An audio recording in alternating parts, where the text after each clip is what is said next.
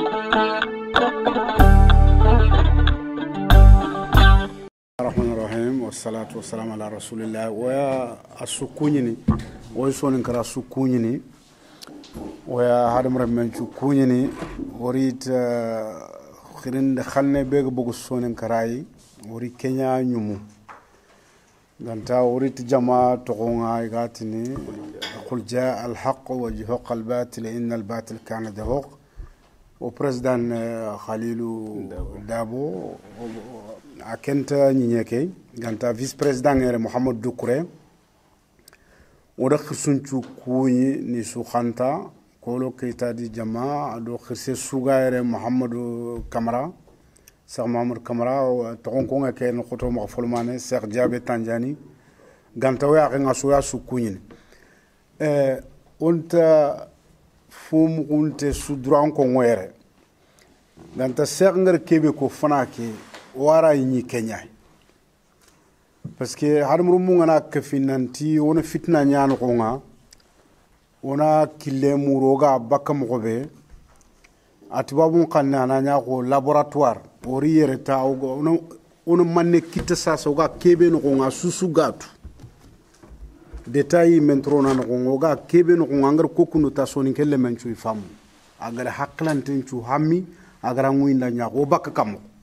rime ken ke ay do khirti ke ay khali on ke fi on bugo asusu do famu kananti sorogana ni fono ko anya haram ro mundu naka anya har Allah di komon naka kagam taaqu nan cef medanga fofo kam kenya gant bak har Allah khibara Allah tumane faduni asdujibu lakum angama al-akhiri walla anke foyando serena anda kama mo mekhir nan cef meda khani ya kitene kam donc o sima ke digame kundu ke ga jofe hadam remme su sonin kere mesu khali ke be ga khadabun no ga khakkani no o kunyi tini o ganari yere sersu debguma ko gan tonga wala debguma ko gan pa ba kamma wala gan gida kamma almama ko gan an gida kamma moda ko ga an cere kamma asur no rinere khado khiri nan tona li kebe go do bun no go jamanu no nga o ga bakay mo be ma khirndi me ke fatike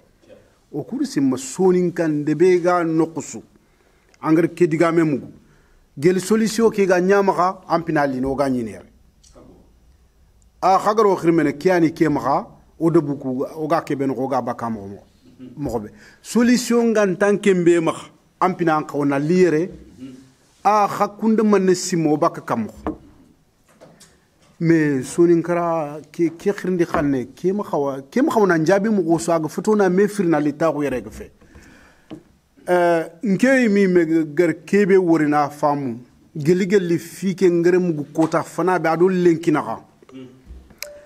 nga tongondi Kenya e xa xoy nga tongondi tallay mu gobe nan tongondi ta nabi nyimme nga mu gobe nan tongondi ta hada mu re ma ko nga mu gobe fofo la gant bakki ma nga tongondi kebe mbay Kenya ko sas ke fibe o gano ko nga se femba na nyamana sonin ko nan cef meda sonin kankanne ken ko nga se femba na ga nyamana sonin ko nan cef meda sonin kankanne ko hammi fon fanane ke nga hadmure men nyimme bre no anga fofo de berne pour que ana fo siro ambire ke pour ana fo ka fa ambire ke Kenya wanke anya yige anya minne anya ira londe kesu ka fini bire no nga me bire njopene te fiyo gwai anya mena te fiyo gwai hadamre menga fufeta fanabe ambire njope kenga katia am pumpe nga kuti hakatsu bire nyameno digame nyaga fofo nyamana debe sunoko ka sunoko jamane sunoko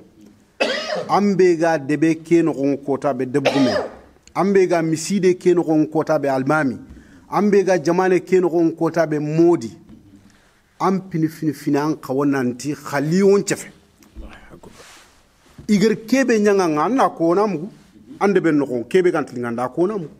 wala ngir kebe yimme mu ga ganta xaw ko nginande ben no la ko yere unamu la ko sonin konda ako sonin konda nkenta mul ke diga menan ko nginde ben no ntemulla nan ko ngin kanno ntemulla nan ko ngin jamane no ko ke diga ko kawana ke diga me finako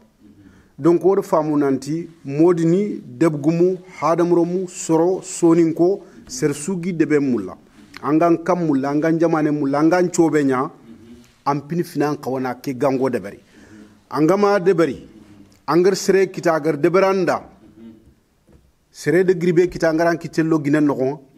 awa kugar ke golle be debari deberti sonin kara swa tokonga ser suga ma famu kundu kebe gamma la ko nam ga ko ngin kam ko ngin soro nya danga ken ko an tarin digame ke gilondi ngari ide be kitata yani khorongiri nan chef medanga yaagati yaage debgume suga na nyere lenki anga girnan cigi nan debe ke togonko kebe gan debe ke no ganti lingandang sorongo yere igi kitulo nan kitunga ida ngatel kat sere kebe ger debe digame ko ande ben no wala ger golle de brande ben no nga khagatel taxu khagame famuna kam khagana taxu khasfan medanga ande ke digame ko ande ben no anta xawnan ko ngi ala ke sogondi ay khagar ko yid ko do kay a wor ke bege wor ke kafe wor ke utu wor ke wara kellant nyana digame nya falle ken ko nde simman digame ke nde régime nganya mul na kebe ko ngotongondi tikebe ayani sefen banane ke finya mana sefe ke ga fulla kennan kawana ngunyiti sefen kirsunya sefen kirsun koni debgumu almamini jamangumu hadamromu soro hakilanto korongiri o susuna njofe me o suncha fmeda o gana sef meda nga kebe boni be annako fuganta xaw bonno serbe aga bonanga annako serbe igar fuuta ma ganta xawa utam ma annako serbe yimme angar foraga sere yanganta xawara gane annaka ko ke sunyana sefenyana ko nga na khempere inshallah serbani na wasi haqatin juutu انتقلنا عدم سيغمر والباتليا نانشار لاني غجاغا والسلام عليكم ورحمة الله وبركاته نوار يا أمر الشيخ رب العالمين والصلاة والسلام على رسول الله صلى الله عليه وسلم والسلام عليكم ورحمة الله وبركاته وتاخن يري سونين كوندا ونسونين كونيا تاخي ونجمون باني أمورنو walla ñagana alla kebe agar kampoto ñeri taga agar ñampoto ñeri taga xeri be gi no ko ngaraga hadamre mu kusu hajun curono alla kebe tagandindi ya tagandinde ngamun tengendi aga mo mungudo har serbane surondinde kafo ya délégation li katta telengonta kafo o président na wal kebeya parinken kon nalli ñumi anga golle be no ko sede ki gana ñi akamanga ken golle no ko nan kiri nan kaw ñumi ken kama anga na xe langa fisron ta ko ñamurun ken tan agar togo suko telengon ta ko sirondinde sunu fi bani ñamene kumpini fili sunu fi bani nya ko ngi mo ko ni ko ni bo metan yo gari ñumi kebe debugumende digame ke ko khorondur khoto digamu yogoni do wono haklen to ko ku digamu o gana dang debgume kempeti parce que yogoni khaydu bononi ndanan ke nga fofo mulla angana digame ko tana digame ke filin kam ma na nyamu ko tana andor khaydo ku debgumu khibaru game no deberanti nyan khabilaranti nyan kaforanti nyan ku fini gante igana ni ga sanchen kinci ga bane mene khalla dunge kam ma fi suga do lagari nyama nyamene ko ko su fayta ko lenki wotaxu bane sugado sigre xana maxran de beke parce que sigre xana man na anyimi mi ken sigre xe kanga kentu o do senim pa serbe kite ngwa caga sefeno kam magati luwan kiya allah fagat sigre xe kini har sere gma kini aga nañi len ko ngana meñi biro lo ko ngani kayit ni ngutanda sigina danga na ken kam me xarani me cemba gani nawut allah ni kini ma ko kan kini agana sugandinde gana ñi lenki wotini akatire meñan kat kismere ñan wona kya kiaro ken yo alla gollunga alla andori fi dantan to kiyenga na bogo bantan kiyenga bogo wade ki tiranta gemme alla ro kuto nganari khorondunge talla ro kuto khorondur khoto akkeger digame be ko wonan kanu alla gundondo bange sire suduna ngir fofo de Allah talantirne yomel xeman ko tanga parce que waxat ni yogo nan sere ñam waga gangundi nanti xama telengon ta ko teringa xama surondi de teringa kenn mo sibon po xoreña kenn mo sibon po xoreña parce que anken baga digame kebe kon kubene ga nyirin ta Allah wa canken anyandi banta Allah kat serbe gana khairin polla kangana tege yomal khiyamon ko tay telantirndi ken khairi folla kanga angar tege mo be yo wonan dur ko to no hakkilan to ko yimme digal linge ke konginde anyi meytu kuren tam makala lan kure grindin dunay lenki kure inta stress makala yara laga kure grindin oga jamane kebe noko oga jamane kebe yimme nokonde ilu wanyani duaga durang o yito muslima ko nyimme alu wani beni ga do warante muslima ko li woni warante appliquer ni yere kebe ga gamita wo dungen de kenya batte andan coron nangamu wayana sake wayana fabe wayana me furumbullo angana nyangana metro no angana min nan kenanga kimbaka dun kenya ni nga jafu nan kenya ni nga jombo kon kenya ni nga so ni kenya nan so ni kenya wan sake wan fabe janga kennan kawli ngono dangane quoi andore serengana kori anna fanke murunti sartana kuda nan demate suluhiye ko afata sar fono be suluhiye de ber dunaya annabi khasuru wari aga yitel makka aga tel makka itantrono makka nya kunna bokun suluhiye nya lat danga na suluhiye de ber sahibani ko ta sorogo ni buton taxaw ke de ber ya xareñan sowe ya xarent danga ni giri anke nyimena ke de beri igara nyilla nan na yille ar golle ke de ber kemmo jango o xando suluhiye nya surondinde wona fini curon isron kam mo wonta ko masala wonda ta wonna masala so gemmiya fi yogoydu wona maksuno tay tuwana gebe boko ke wuceno ko tuwana gebe boko so ni kan tuwana nyagen ba kitabun tuwana nyagen ba akite do ke sababu kempal fitna kebe gi ngi do gat mi fitna nyande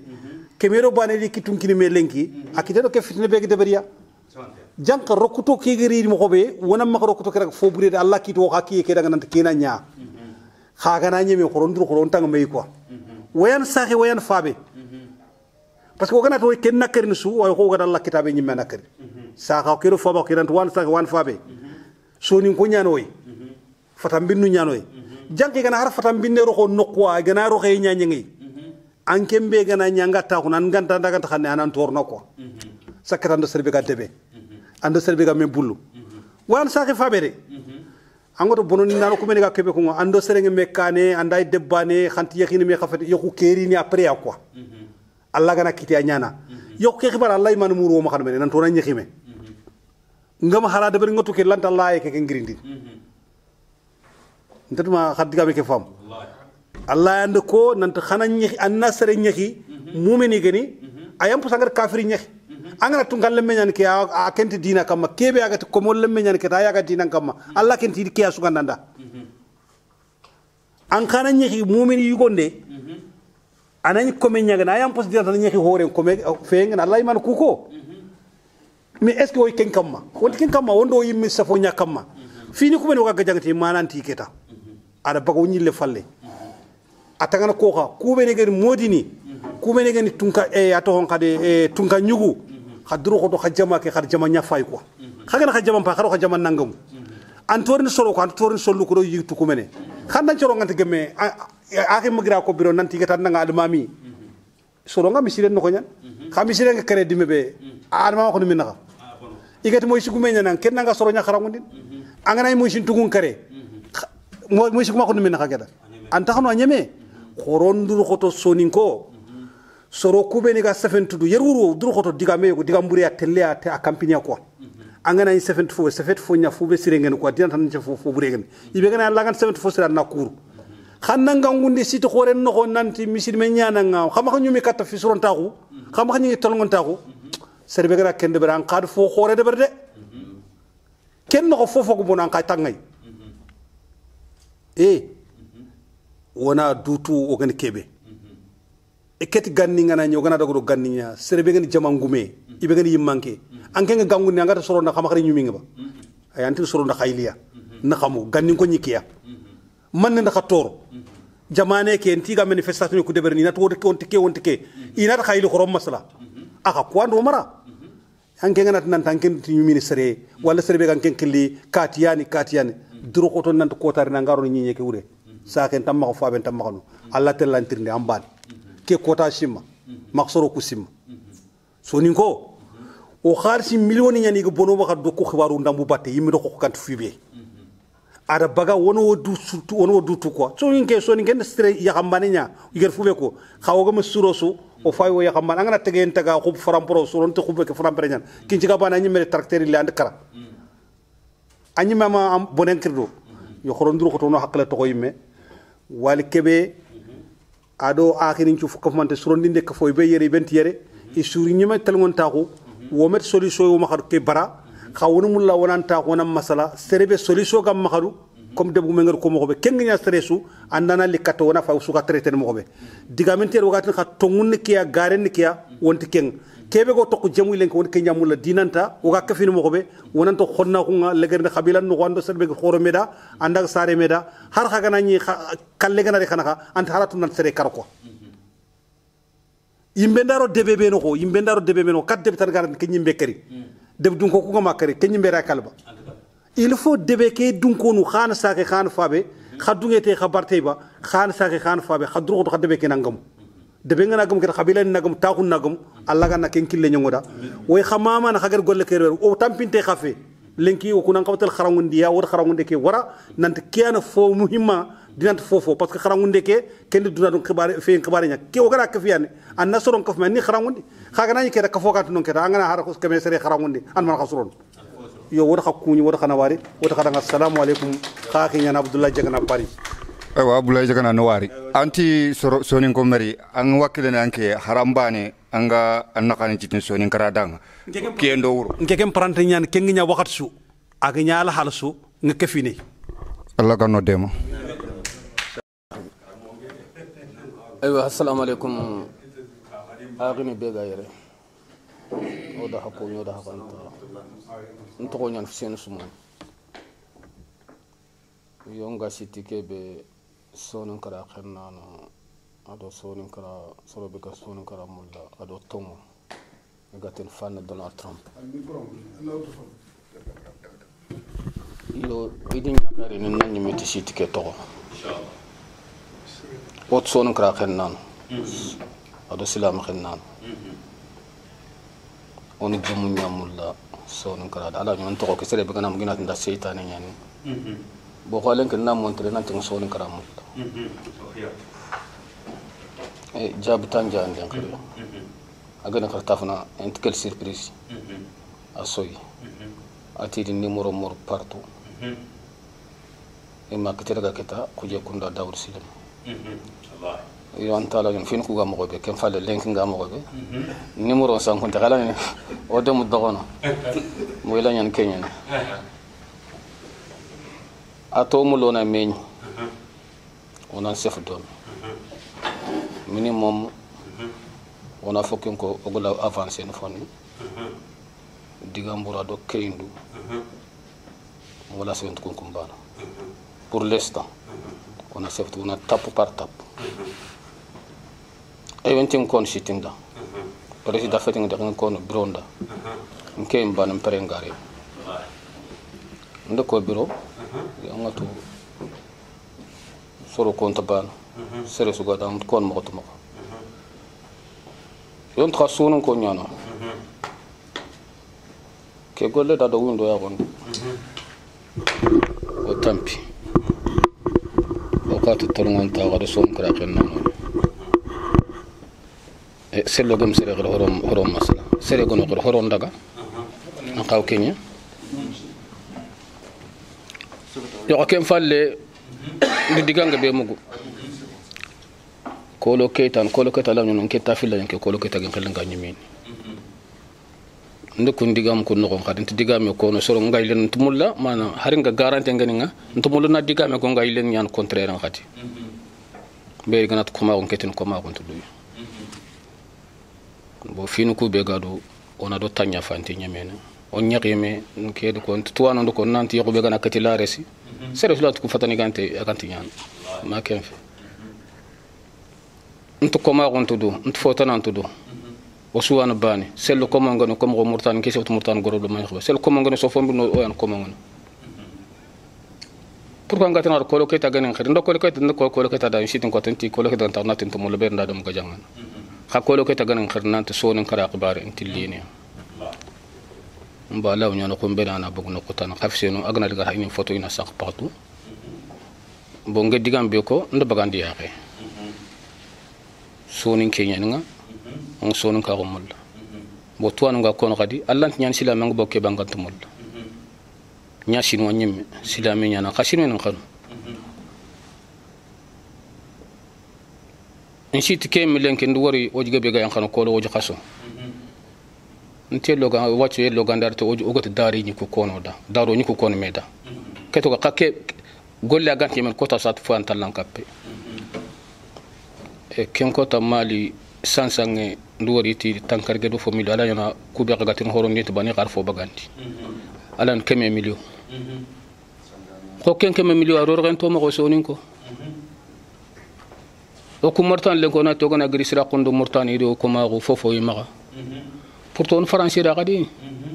o golnya na gado gi xen kati ga ni procureur ndo gendarme ndo juge ni ndo am vakani ini ko bonuma ñogo ma do marfani adi ga serbe mel ko mena nan ta wote ngini xalsini kini na wote pourtant xalsini ñani est ce que son karori men ki a france yo son kara ga akem ko lañ fankana ñan nga fanken ser su ko na digame ko nda an xana jabina ntamma kan xinga na ndanga na fitem mi xanisu anyi leni makar nga beranti ndam ko so xega nak son ko ron ko fi mo na ñabane ndi kenya ko ndigam non fofo kono nga contraire ndabar son kara ni jamu ñamul son kara son de me kelenki kumbe na kan na le son mi kan to ban son kara na xeri ñamul son kara e kem ko tanda dama baro mugo kam president at son ke ngana daga machine angana son ke ngana son kan xanne hayana mara mun ta daru wan ke lenki angana sereng ran kan na fina hor gamba ni fe wala démocratique esi ken son ka go daru mani kundu yo kenyan ko lo ke ta garen khirmana e tout le monde ta garen khiri fan Donald Trump to na nyumi ndiko ken ko ta solo go sevite ko nyimin ko lo ke enti mun tout le monde ta e onti ke golle hari sugulle men yagarin khair nant ke gol haron no go shenti nyimine sere sugulen kar ke golle horon sef domi fonti ma dinga kinnan ngatin ke bera fontin ke manga kinnan ngat ke be gargajan ke bon lengi horona to fontin ke manga kinnan anna gran ninka wala na bar ko ko ta jamu nyan koyto ket ke am gajan ke bonti ngele ngana to gajan ke ko no kan ngatin gajan sere sulanti likilen nant ke gajan ngar fosirang andu akar ko filisu sere sulan ki lang nat ke jangar fo sel nafiqi gen wala foyana igana khalsin nangan ni ranji bandina dak khasre so hora ke ga an fete fonne sera ko ngam fete ke golle antinat fo sel ngar fo bonon dong nke ak ngal sere be kulbeli nyan pourtant at fofo nyinginda ngana ti fonto ma ndagare ngana ta fo sel nyafesir ngalle fesir ngal lan khaduna jahannabani aro gamba na ko aro démocrate islam ka dingangu ati ndafula man ngoro démocrate man nan ke ngal gamba na khirsi ati woti danga do man ti mulla nta ren tan fo ko nta harifu ga jangana ket indi simu tuanu nga kono sonde mek kebe ngan kebe gin nokoke nte itu malika net kento allah banan kento ntinke danga do me chan kende kento khawalla ka ngana to kebe gin nokoke katang ntonto ga antron gamba ni ke antron démocrate yo ke kebe ke maga ke fion sumani ke golle sere solat ke tangata nat fosi nga karo kus won mi abonon dinta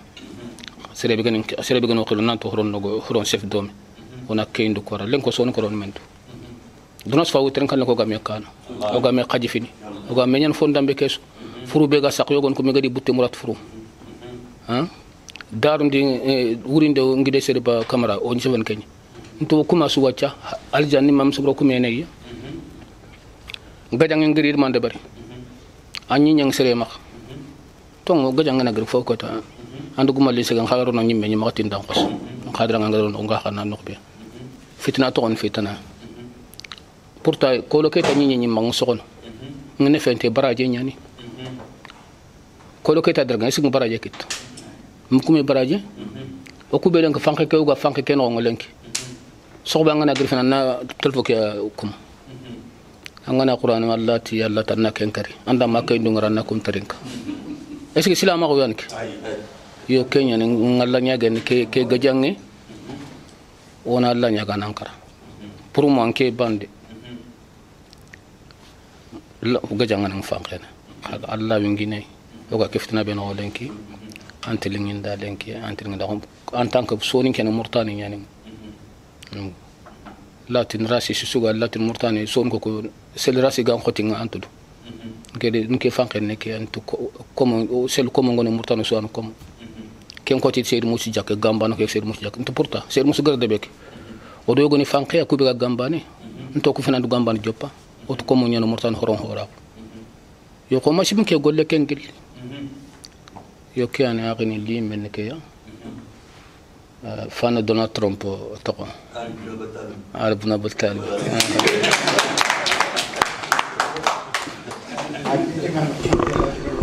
awa kumbi tebe Donald Trump anti sonin ko khore nyana ngam sonin ko mula gana rasa ko sonin ka ko annano ko nya anman wor sonin ko ku sultan digame ko nanti oy khalsi mbagandino oy kini sar kutuku aka sonin ko katali itini khatante mbo doare menya foni anman wor sonin ko kudang eski ketalo ko wala mon ko ta ko nongo mona ke khalsi tugay war wanti khatanto ka sorum bol ni nyano aywa kamara aywa lanto nya khatanto yo kha ona o haklu to do ga milwoni ku benikin mandeni ko mare mono haklu to do as akha lam putayna mamud duku daga baka jahunu do firi li ti awa groupe be to ngani ja al haqq mamud dukure namugo jahunu do firi commune riga de maren kafo donc ewa nga seneti groupe to nga kengani groupe be gatini ja al haqq donc au président ngani Khalilou Daboy kenta yere donc bo nga seneti ta to nga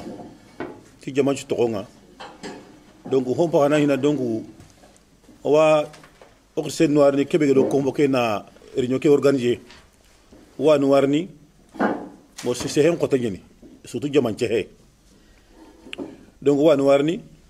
bo kenga de ngo jaman ko tin ci noir inshallah alhamdulillah ken ghair ñay ken ghair ñoo hudalla do ken ndona kiya de bari parce que si tin ci hege ko ni severe ado tu indi may ngesere be baane gen ngi ngin khilligati ni mamadou ko nyamba ka do nyamba ko do ya gebe kawgeri me ngori kundu ke ampesu ke ani trasin de berni hillana baka kiyari kundu araga hosno soni garay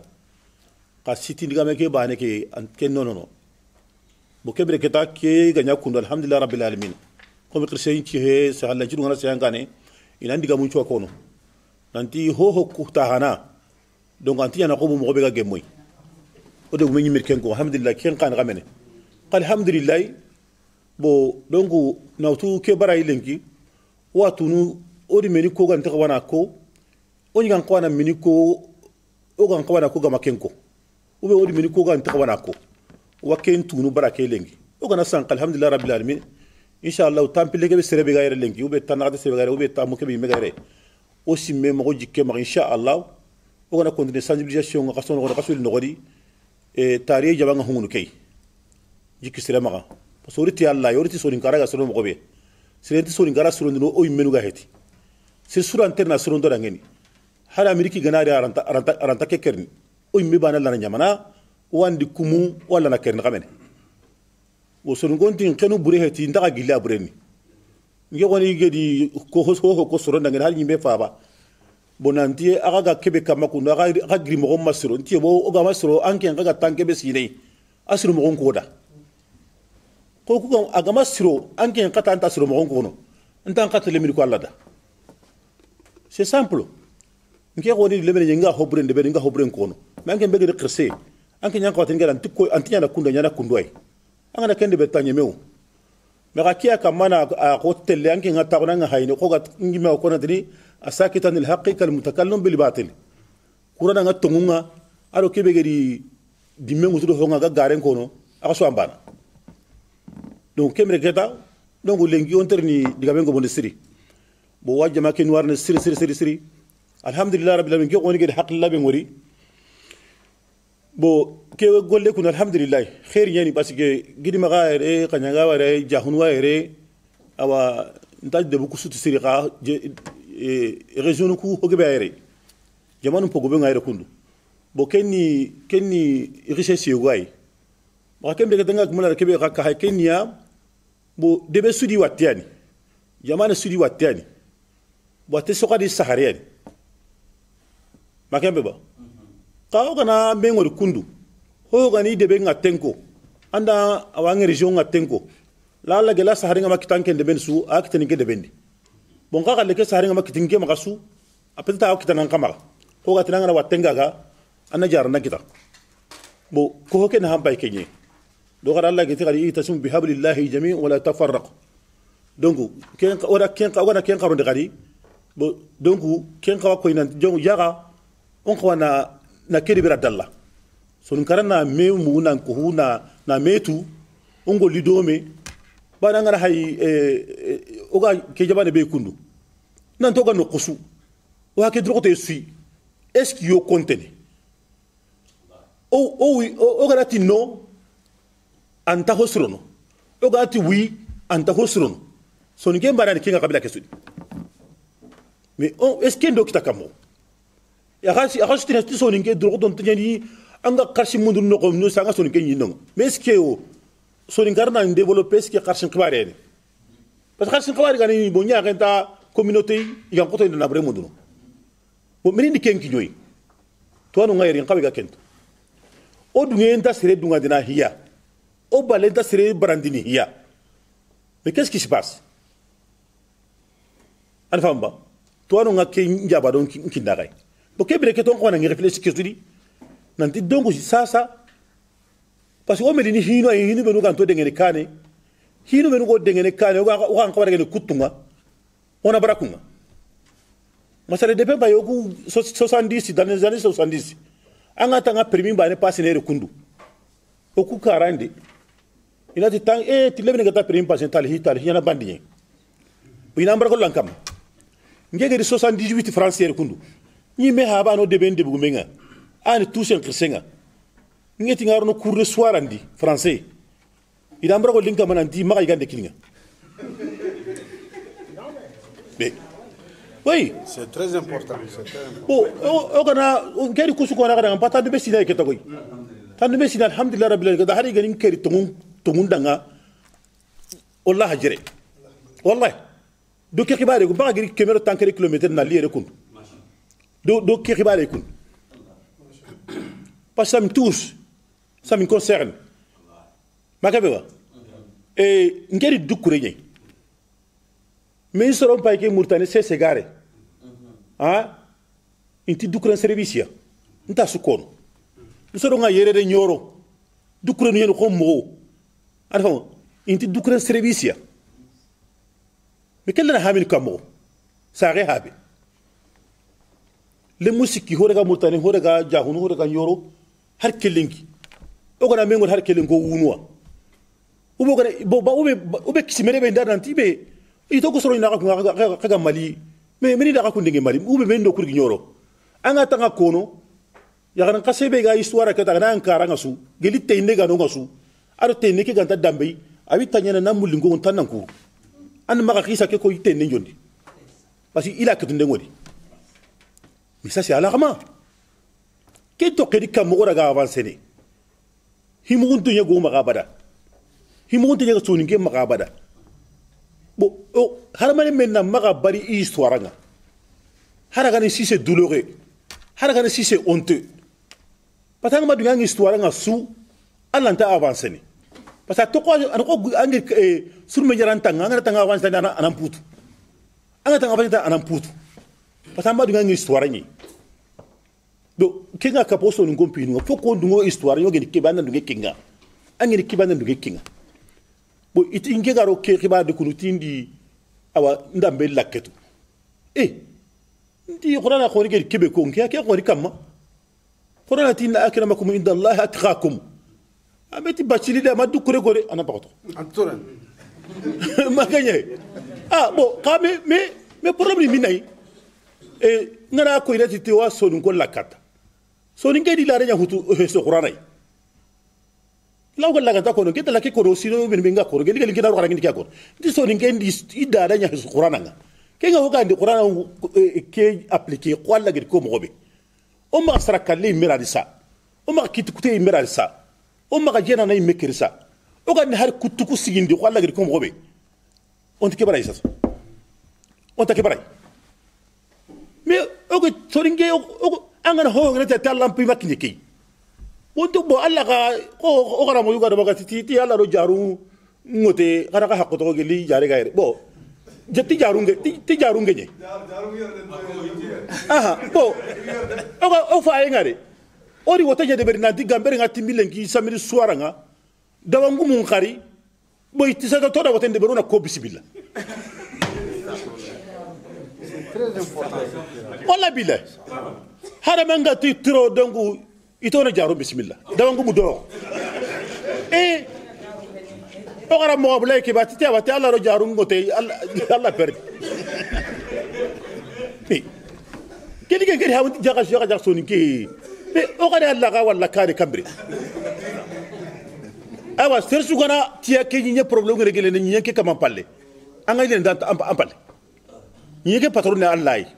agedi boy ati no kugana li ganga daga no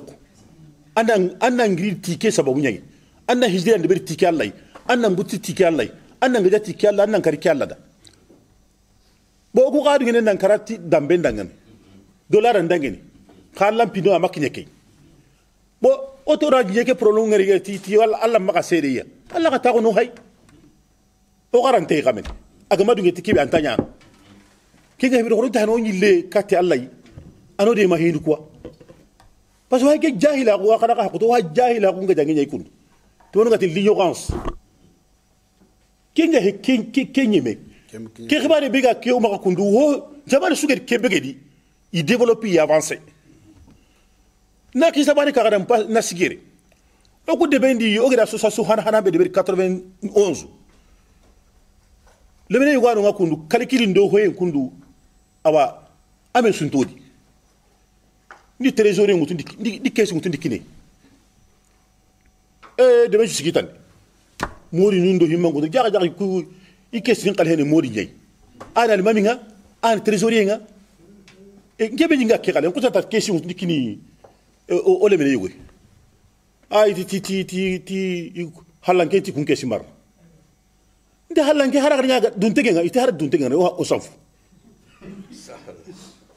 awanti genga a kesi to kama nkia ina association ke ko president nga meti ngebe ti ngeti dukure ko minke ta ko yede agati na association president parce que ke ngati serenta ga daga karamun tinga ka to nga ja president nanti parce dukure ninga ke ngati sere agama sere kita ga karamun tinga franchine ko mo kari nya kesenga ndaka sumbara abanya ga daga marasu trésorier nya na kasa jara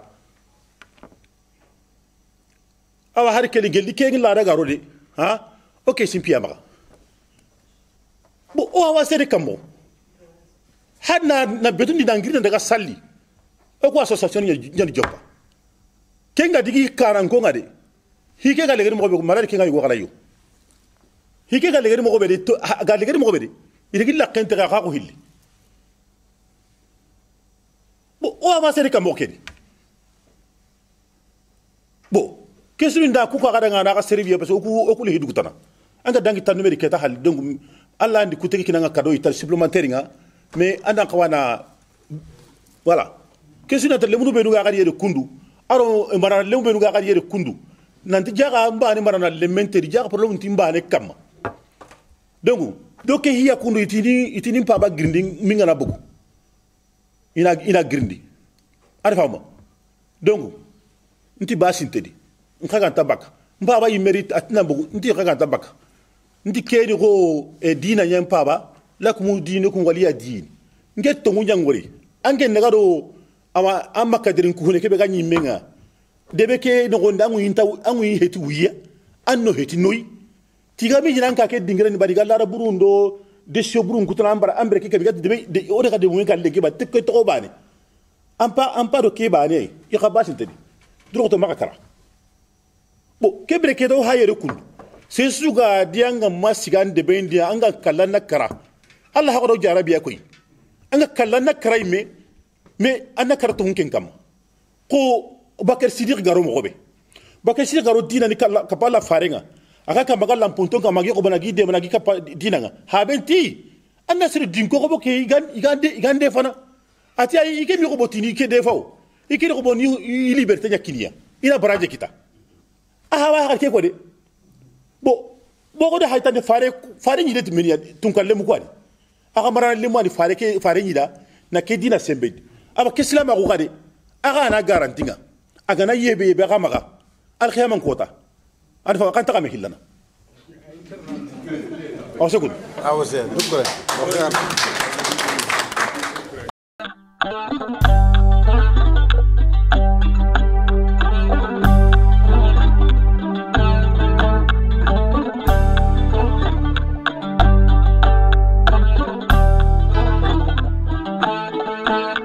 you